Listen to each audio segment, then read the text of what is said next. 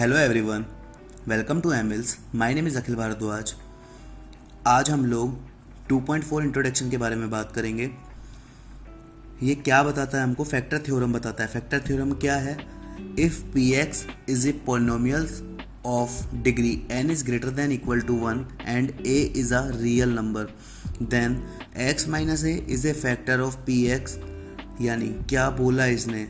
If P X is a polynomial, एक P X एक polynomial है जो degree n is greater than equal to 1 है and a is a real number, a एक real number है, then x minus a is a factor of P x. x minus a एक factor होगा P X का, तो P A value रखने पे वो ज़ीरो देगा। P A is equal to zero if x minus a is a factor of P X. दोनों बात क्रॉस कनेक्ट हैं। यदि पी ए बराबर ज़ीरो तो x minus a is a factor of P x, x minus a is a factor of P x, then p a बराबर zero. Example, examine whether x plus two is a factor of x cube plus 3x square plus 5x plus 6। ठीक है, तो यहाँ पर x plus two किसके equal रखें? x minus a के। तो यहाँ से जो वैल्यू निकली a बराबर -2 आ गई, तो a वही -2 पी ए में रख देंगे। -2 का क्यूब प्लस 3, -2 का square plus 5 into -2 plus 6। Solve किया, -8 plus 12 -10 plus 6 is equal to 0। तो पी ए की वैल्यू आ गई 0। x प्लस टू एक फैक्टर है, एग्जामाइन हो गया। यही बात वो कह रहा था कि x minus A is a factor of P x, तो पी ए हमको क्या मिल जाएगा? 0। तो ये बात हो गई proof. Then x plus two is a factor of P X. Method second देखिए, x plus two is equal to 0 रख दो, जैसा कि हम पिछली बार कर रहे थे, पिछले लेक्चर में बताया था। तो यहाँ से x बराबर आ गया -2, पी एक्स में डायरेक्ट वैल्यू रखी -2, तो वहाँ से भी हमको 0 मिल गया। दोनों में से जो मेथड चाहे आप यूज़ कर सकते हैं, दोनों अपने आप में बिल्कुल करेक्ट हैं। अब यहाँ पे 3 वर्ड आते हैं जिनमें बहुत ज़्यादा कन्फ्यूज़न क्रिएट होती है। पहला ज़ीरोज़ ऑफ पॉलिनोमियल, दूसरा फैक्टर, तीसरा रूट। तो यहाँ ज़ीरो और रूट सेम होते हैं, बस एक ही डिफरेंस होता है, ज़ीरो जो होते हैं वो पॉलिनोमियल के होते हैं और रूट्स जो निकल के आते हैं वो इक्वेशन के निकल के आते हैं। जीरोज़ x बराबर, जैसे पिछले क्वेश्चनों में क्या आया था, x बराबर -2, तो ये क्या था? जीरोज़ ऑफ पॉलिनोमियल, वो वैल्यू जहाँ पर पी एक्स क्या हो जाए? 0। x की वो वैल्यू जहाँ पे पी एक्स 0 हो जाए, तो वो पॉलिनोमियल का ज़ीरोज़ कहलाते हैं। फैक्टर इसने दिया है x प्लस टू, मतलब फैक्टर का मतलब 16 का फैक्टर 4 से पूरा डिवाइड हो रहा है, 4 का मल्टीपल 16, तो वो फैक्टर हो गया। x प्लस टू बराबर 0 फैक्टर। रूट्स इक्वेशन में निकलता है और ज़ीरोज़ के इक्वल होता है, जैसा कि मैं बता चुका हूँ।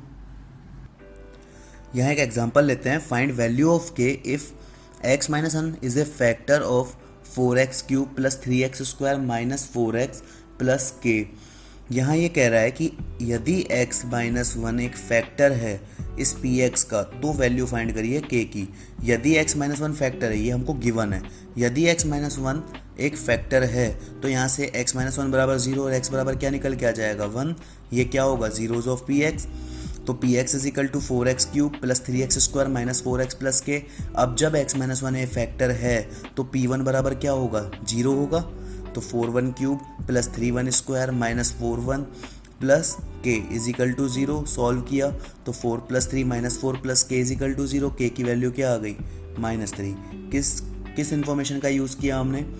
गिवन इन्फॉर्मेशन का। x minus 1 is a factor of P x. यदि x minus 1 is a factor of P x है तो x माइनस 1 बराबर 0 और x बराबर 1 पे पी एक्स क्या देगा हमको? 0 देगा। उस वैल्यू का यूज़ करके हमने यहाँ k की वैल्यू निकाल दी, जो कि हमारे पास आई -3।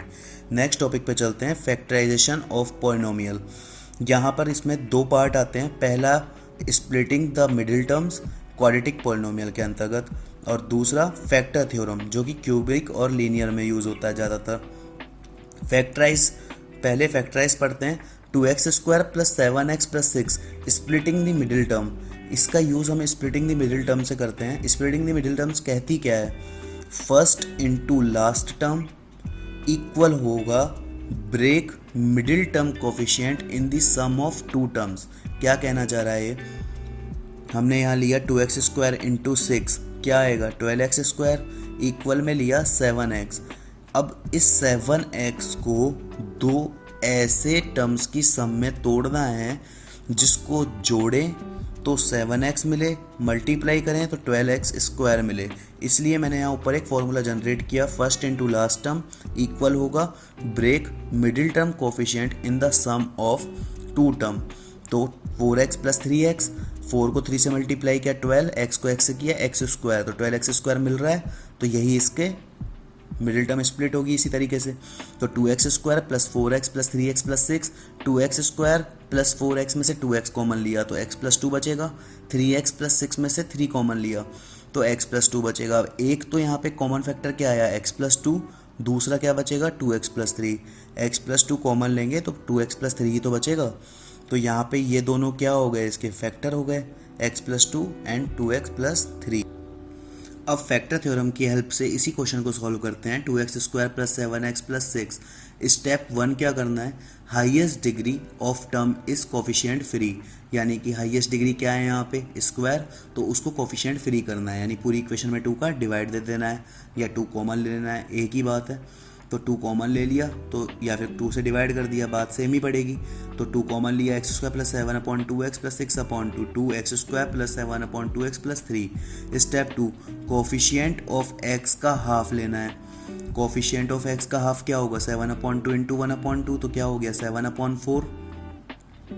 अब देखो क्या करना है, एक्स स्क्वायर का x लिया प्लस x का जो हाफ, जो कोफिशिएंट ऑफ x का हाफ लिया है उसको, उसमें यदि यहाँ पे एक्स स्क्वायर प्लस है ना तो यहाँ पे प्लस 7/4 लिख देंगे, और इसका होल स्क्वायर। अब 7/4 क्या किया, यहाँ पे स्क्वायर किया, तो एक बार जब ऐड किया है स्क्वायर को तो एक बार लेस भी करना होगा, तो 7/4 के स्क्वायर को लेस भी कर दिया, प्लस 3 एज इट इज़ 2।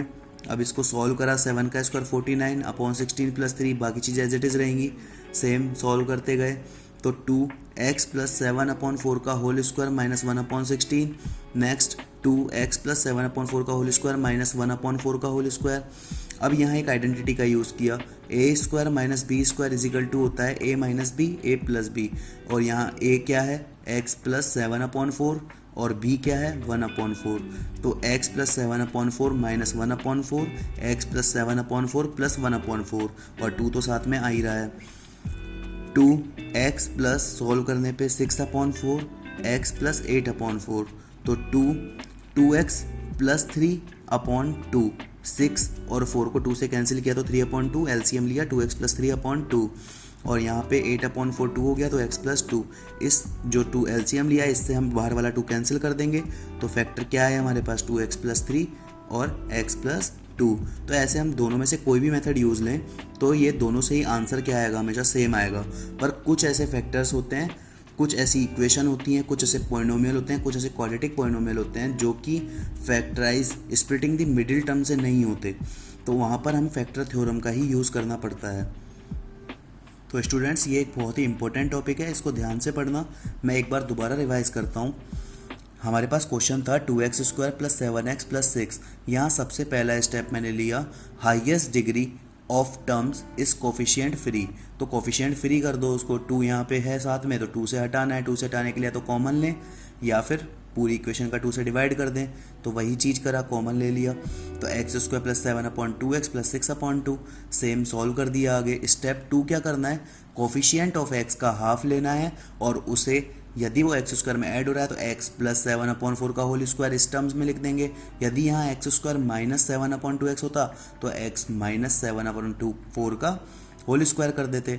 अब 7/4 यदि हम a प्लस बी के होल स्क्वायर से इसको खोलें तो 7/4 का होल स्क्वायर ऐड हो रहा है ना, तो इक्वेशन में जब कुछ ऐड किया है तो बैलेंस करने के लिए उसे माइनस भी करना होगा, तो माइनस 7/4 का होल स्क्वायर प्लस 3, सॉल्यूशन करते गए। नेक्स्ट में यहाँ पे ए स्क्वायर माइनस बी स्क्वायर की आइडेंटिटी लगाई, ए minus b a plus B, जहाँ ए की वैल्यू कंप्लीट x प्लस 7/4 है, बी की वैल्यू 1/4 है, तो यहाँ से सॉल्व करते गए।